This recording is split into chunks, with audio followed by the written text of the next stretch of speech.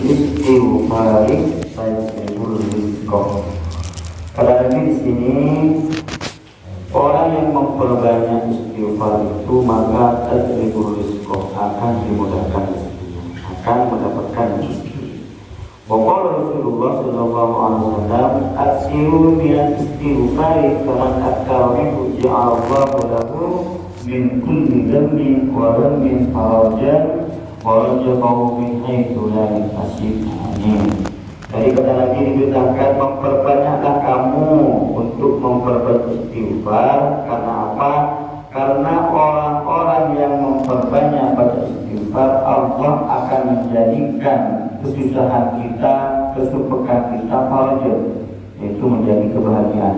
Jadi kalau kita sedang sumpah, sedang gelisah, jangan sumpah beristighfar, bisa marah tidak. Kemudian apa kata Nabi? Wa rajaqahu min haitsu la yahtasib, juga dengan berokahnya, dengan fadilah keutamaan memperbanyak istighfar, akan dimudahkan rezekinya min haitsu la yahtasib, dari arah yang tidak disangka-sangka. Jadi mudah, walaupun itu bukan berupa harta, berupa duit, berupa ekonomi dan semacamnya, rezekinya akan dimudahkan oleh Allah min haitsu la yahtasib, dari mana tidak disangka-sangka datangnya. Dan juga istighfar itu apabila juga mengabulkan apa yang diinginkan walaupun tidak secara langsung. Ini terjadi pada saat dulu ada seorang imam namanya, saya pernah sebutkan kemarin, Imam Hambali. Imam Hambali ini punya fikih luar biasa, terkenal pada waktu itu.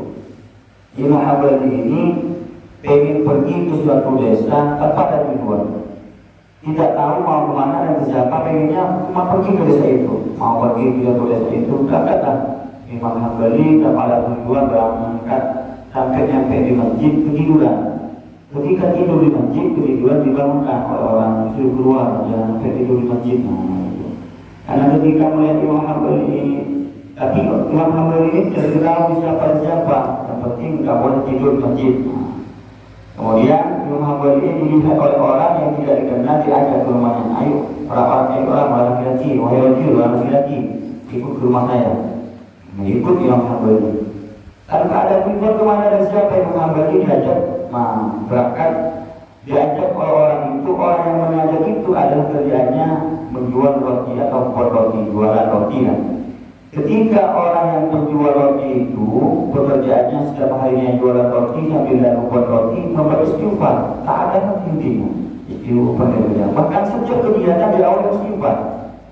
Imam Hambali bertanya, "Hai orang laki-laki atau orang yang menjual roti, kok apa sih fadilah kamu ketika kamu kok mengawali aktivitas kok di awal dengan istighfar? Apa sih keutamaan?